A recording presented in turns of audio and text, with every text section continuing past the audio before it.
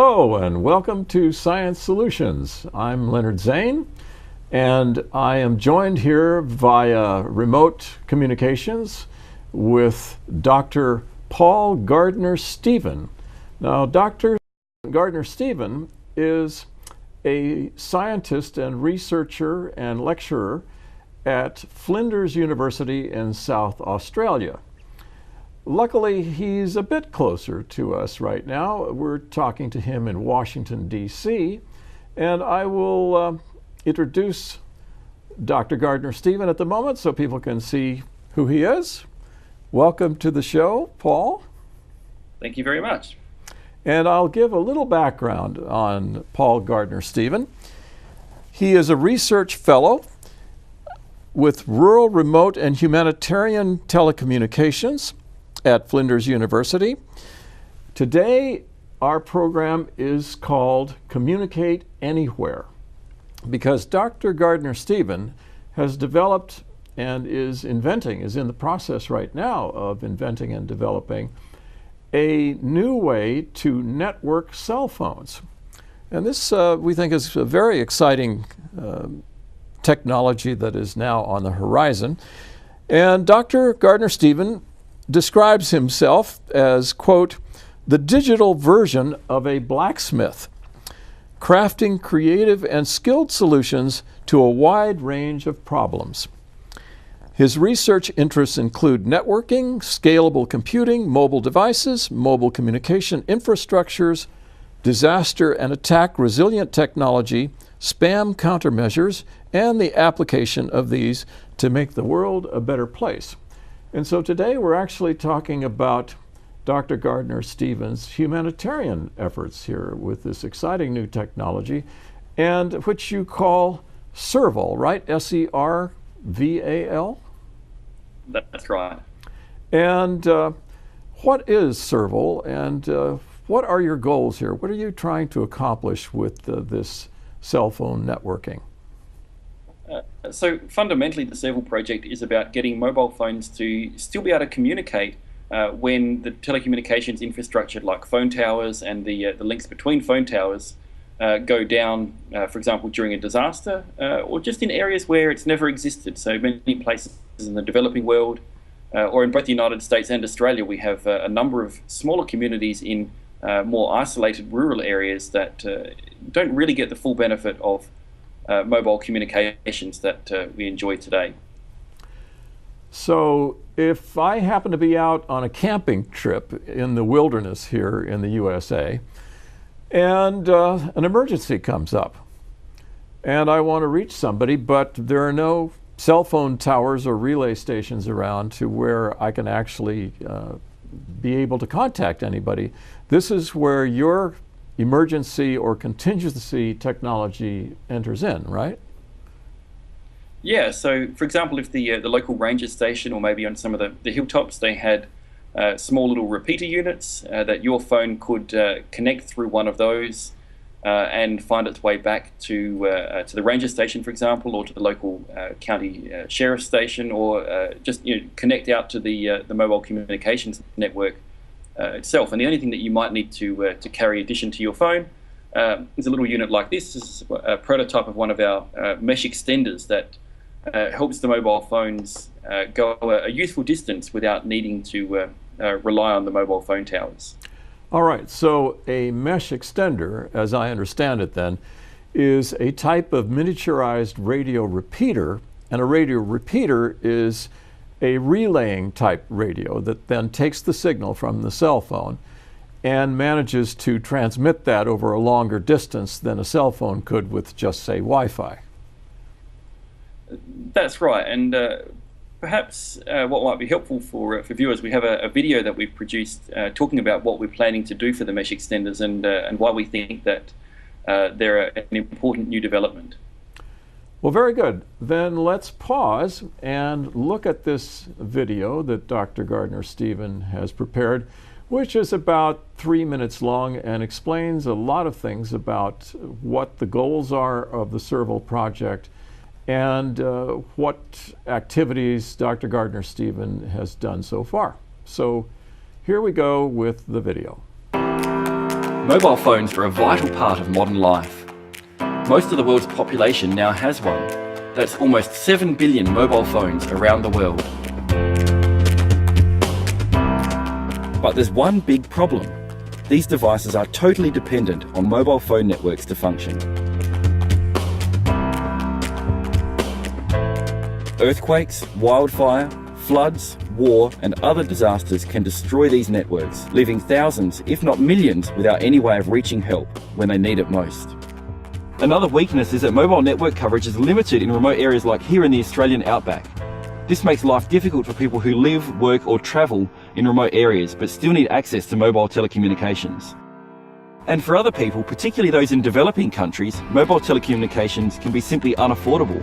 Even a short call can cost hours of wages. That's why we've spent the last 3 years working with the New Zealand Red Cross to develop a solution. We've created software that enables mobile phones to communicate directly and privately using their built-in Wi-Fi and without depending on a mobile phone network. Let me show you how it works.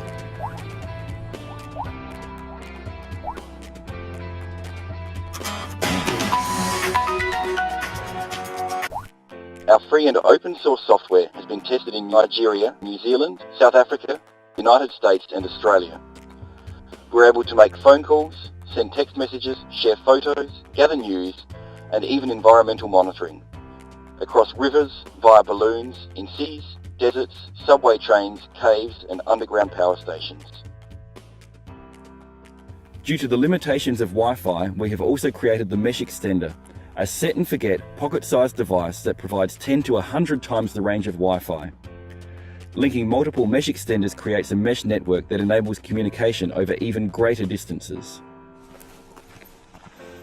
The result can be described as two-way radio for the 21st century, combining the reliability and accessibility of old-fashioned two-way radio with the rich digital multimedia experience of modern smartphones.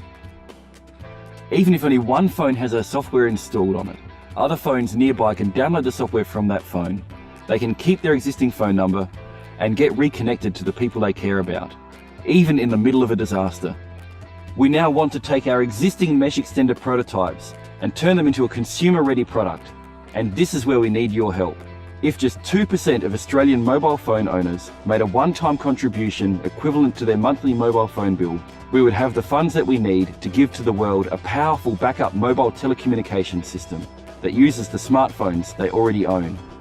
If you want to partner with us, visit our Indiegogo campaign page and help us to bring this technology to the world as soon as possible.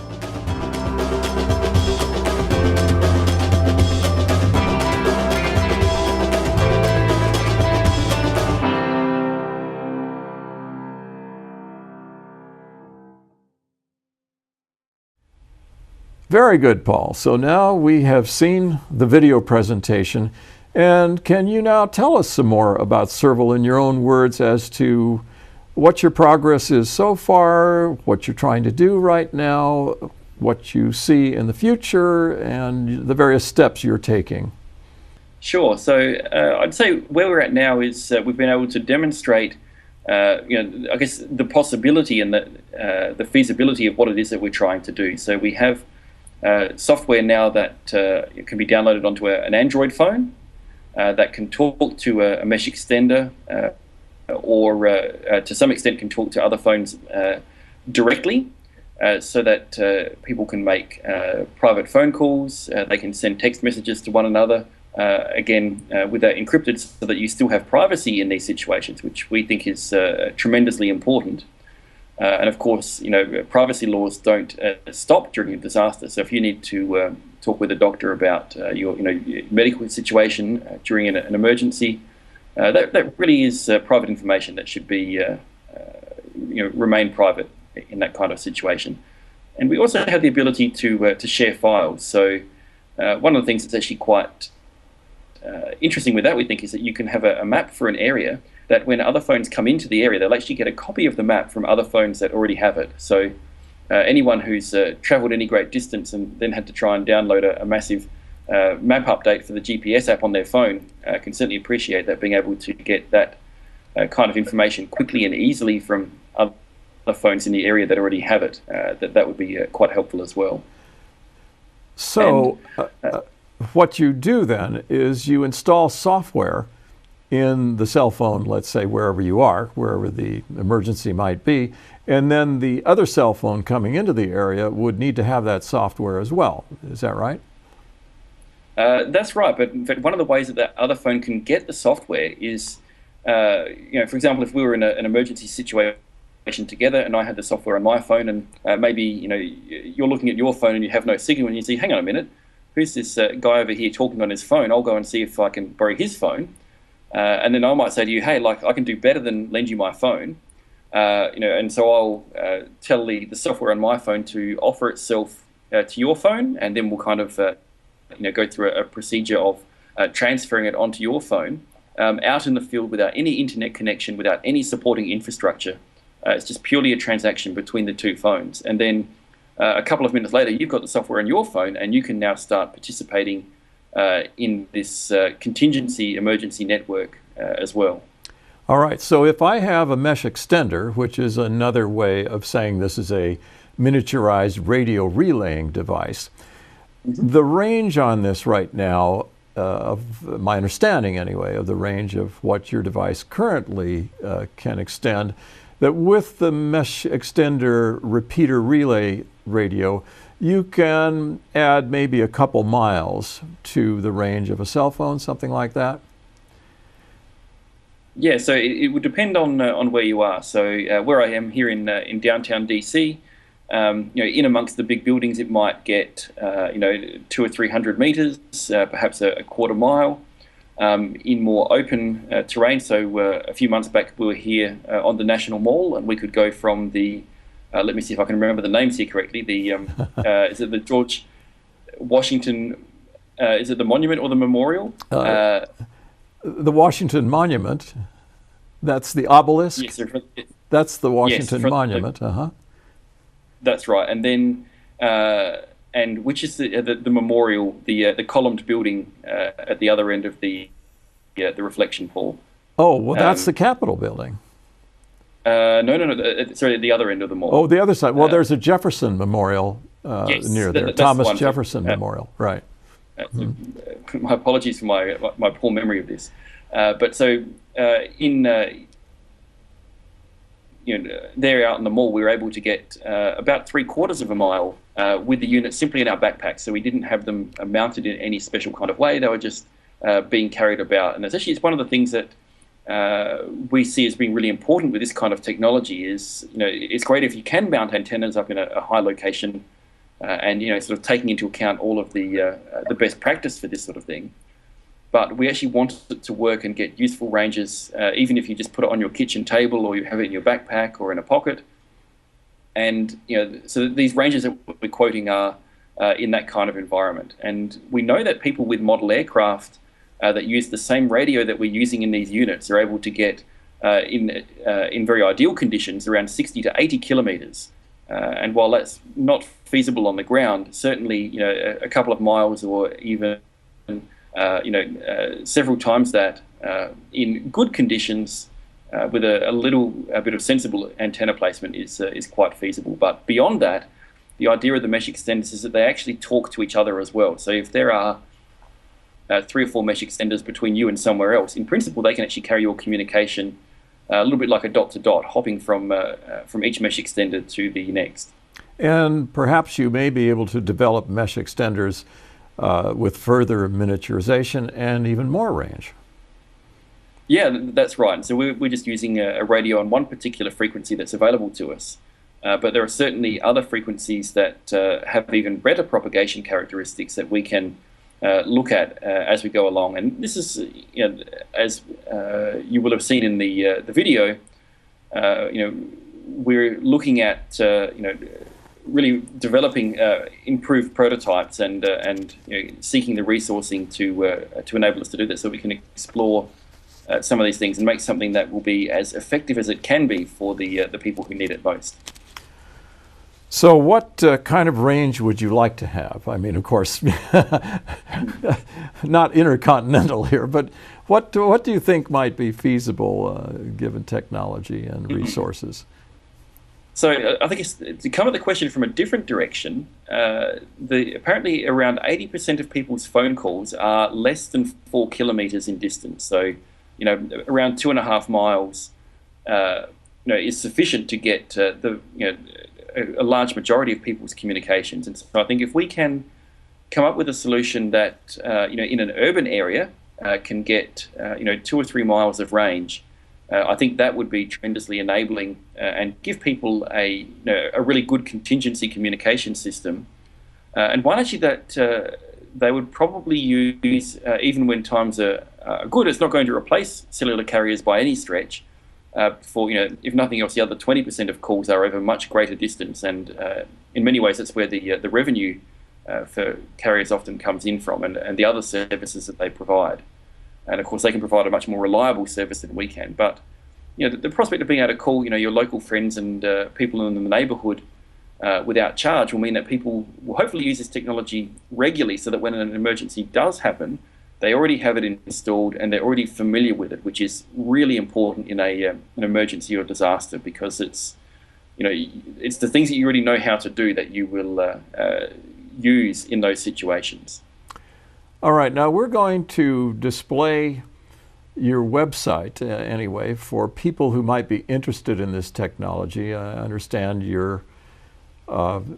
we can't support any kind of commercial ventures in any of our programming, but I understand that you are crowdfunding the development of this project. And for people who don't know what crowdfunding is, why don't you explain that? Sure. So I guess crowdfunding is a way, particularly for things where the value is for society in general out there, and the cumulative value to society is obvious, but it's maybe sometimes it is for a commercial product, but other times it's for something that traditional funding modes aren't really suited to. So maybe it's a documentary about a marginalized people group.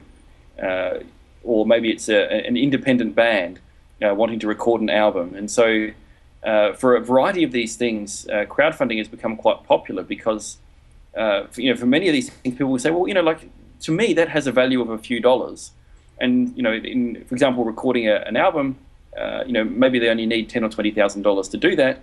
And so, you get 1,000 people pitching in, and suddenly, they actually all end up with this new album, and it's at a much lower cost to them than it traditionally would have been, and the recording artist actually ends up in a much better position as well, because they've recorded the album without incurring the big overhead costs of a recording label.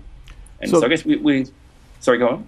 Well, there are various sources on the internet then that actually set up voluntary funding by the general public of various types of ventures. And you might name what some of these are and then name the one that you're using. Sure. So the one that people most likely will have heard of is Kickstarter as a mechanism for doing this crowdfunding. The one that we're using is called Indiegogo.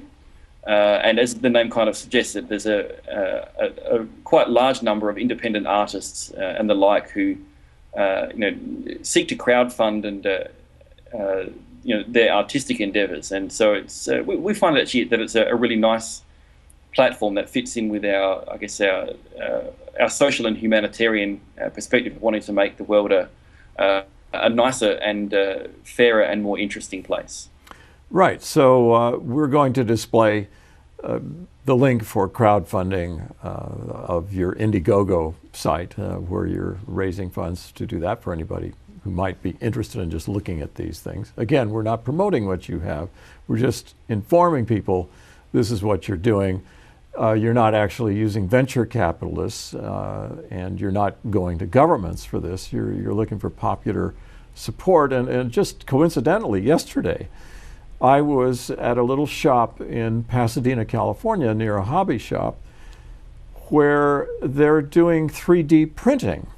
And 3D printing is development of, they actually computer feed in information to a device that actually lays on layer upon layer in certain configurations of plastic in this case to build objects, and that's called 3D printing. Well, anyway, this particular little firm has been there for about 8 months, and I had walked in for the first time, just asked them who they were, and they had wanted to get something like $54,000, and I think they went to Kickstarter or something. Well, they've raised over $200,000 already in very short time, which amazes me because I also have an economics show. Besides the Science Solutions program, we have an economic solutions program. And here we're talking about a major source of capital for people from just general interested public. And so crowdfunding is a brand new concept here. I don't think it's been around all that long, at least not in the way we know it, using the internet. And it's really interesting, as you say, the rapid turnaround and the for the people seeking the funds and also for the people putting it in, it's really a very economically efficient kind of solutions. I mean, one of the obviously I'm running a crowdfunding campaign myself, but I've also contributed to some as well, and so one of them, it's for a vacuum food storage system. And by signing up to the crowdfunding campaign, I think for something like $125, I'm getting something that when it's retail will probably be twice that price. And like you're saying with this hobby store, I think they were hoping to raise $75,000, and I think they've raised near $400,000. And so it's a tremendously effective tool, and for them as a business now, they can go forward without having large debt, and that enables them to to grow their business more rapidly. And so these benefits really flow into society in a whole pile of really nice ways. And you even have a fellowship through Flinders University, which has provided significant funding. I won't get into the amount, but I would say that in looking at the documents here, it looks substantial.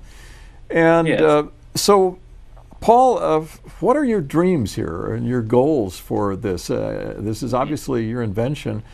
It wouldn't look to me very practicable to attempt to patent something like this in various countries. The cost would be very high, and it would take a long time. It seems to me from the way you describe this that you have broader, more humanitarian interests in mind. Yeah, so really we want it so that everyone that has need of it can have it and have it for free. And so perhaps a good way for me to answer the question is actually to start at the beginning of where the Serval project began, which was when I first heard about the Haiti earthquake. I still really distinctly remember the moment of driving along in the car to work and hearing about what had happened there in Haiti. And my background in communications, I knew that if that society that was already very strained lost the ability for communications amongst government agencies and the police and the local population, that would really have profound negative impacts on that area. And as I heard from people who were working there following the disaster, unfortunately that's what happened. But I remember in the car, as a human being, we have our coping mechanisms when we hear about bad things. We try to think about the ways that they'll be solved. And so I remember thinking, oh look, that they'll be able to fly in new mobile communications towers and deploy them, and it won't degenerate into sort of this unfortunate lawless kind of situation. I'm thinking that happily to myself when the person on the radio says, and the airport in Haiti has been severely damaged. They have only one runway that they've managed to clear some space on, and it's one plane in or out every half an hour with air traffic control out of Florida. So I'm resourceful. I'm thinking to myself, okay, so they can't do it by air, but Haiti is connected to the Dominican Republic by highway. They'll be able to truck gear in. It will take a little bit longer than flying it, but it could still be an effective solution. So I'm thinking this happily to myself when the person on the radio then said, and practically every road in Haiti has been turned into rubble by the earthquake. And it was amazing to see some pictures and see just how true that statement was actually. So I'm still a resourceful person. I'm thinking to myself, okay, so those two are out. There's a harbour. They can load up a container ship. It will take a little bit longer, and they can sail around into Port-au-Prince harbour and start rebuilding. I'm thinking that to myself when the person on the radio said, "And the harbour in Port-au-Prince has collapsed." And I still really remember that the rawness of that moment, that all of my wealthy Western kind of coping mechanisms, I realized that the people in Haiti were really going to suffer in a way that we'd hope that no one ever need to suffer. And that really set me thinking about what could be done. And after a few weeks, I really realized that the mobile phones could communicate directly with one another, and that the only reason that they aren't able to until now is that it's an accident of history, if you like, that the mobile phone networks were really based around centralized infrastructure rather than this independent mode of CB radios. And so as a result, we set about making, if you like, the software to let a mobile phone behave like a 21st century CB radio with all the nice features that we're accustomed to, but with this ability to operate independently, and the very strong view that this needed to be available to anyone who needed it free of charge. It needed to be free to redistribute, so that if only one person gets it into an area, they can share it with everyone else there, and that community can get connected, defend itself, and really progress economically, socially, and in quality of life in a variety of ways. So you are beginning a decentralization approach to this type of communication, where it is currently centralized, and your range is very limited as what you're talking, but you're talking about people who are out in the wilderness or in the middle of a disaster situation where normal communication is down, and here's a way to get around this. And so I see you, Paul Gardner-Stephen, as quite a pioneer. And here you are talking about this gratis for everybody, everywhere, to help people. You sound a little bit like Nikola Tesla.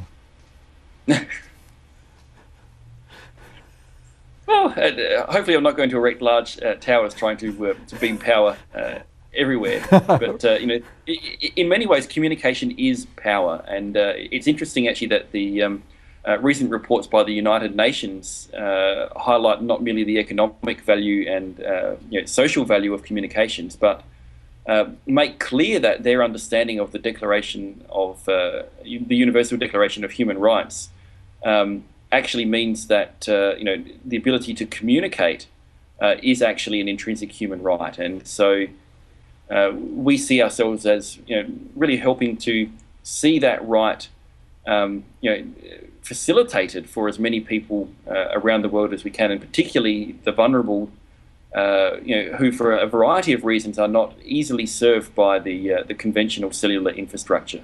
Well, that's a very interesting parallel. Professor Michio Kaku of the City College of New York, a theoretical physicist, has described the internet as a global telephone system. In effect. Now, yours isn't global, yours is decentralized, and yours is limited range, but what a great idea, I think, for helping people who might be in trouble or isolated, and here's a way to do this decentralized. And I see this as a great stride for human freedom and for rights, as you say, the right to communicate. Wow, freedom of speech, the ability to speak, and the ability to get in touch with others. What an exciting technical stride this appears to be for me. Now, you mentioned privacy.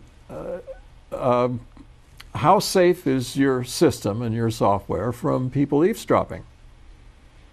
So it depends on how you want to look at security. In terms of eavesdropping and being able to hear or read your communications, it's actually very good. So the cryptography that we're using to encrypt the phone calls and the text messages that people send to each other with our system is, I believe, at least as strong as what exists in modern cellular networks. In fact, in many cases, it's probably substantially stronger. And our view is if you're going to build something, you build it well.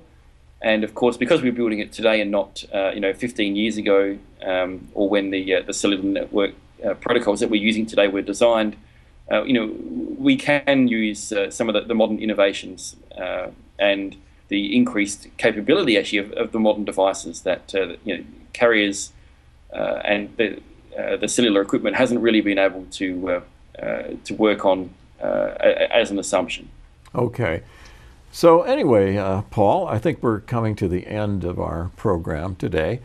Is there anything that we left out, that I left out, that you left out, that you would like to cover? I think we've covered the bulk of it.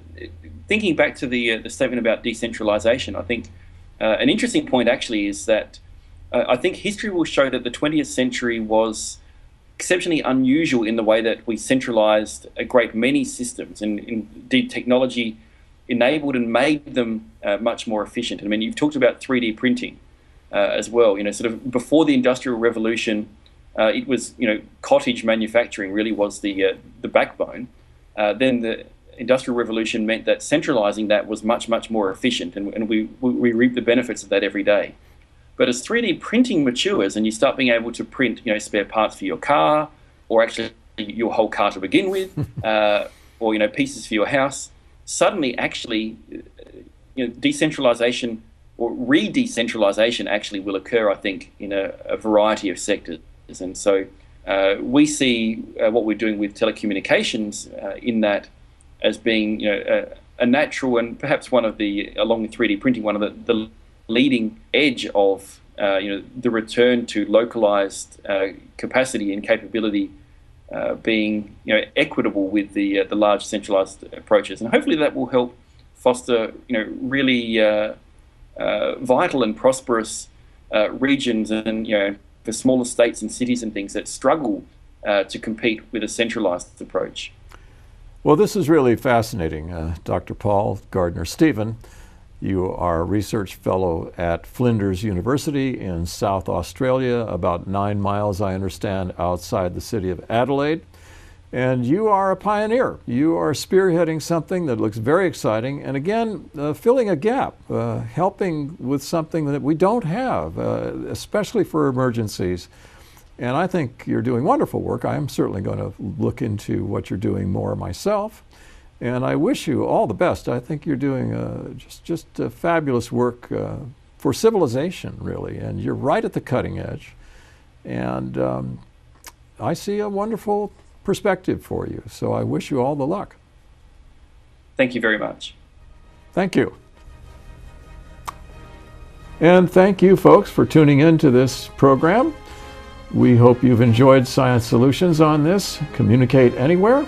And we look forward to inviting you to see our next program. Thanks a lot. I'm Leonard Zane.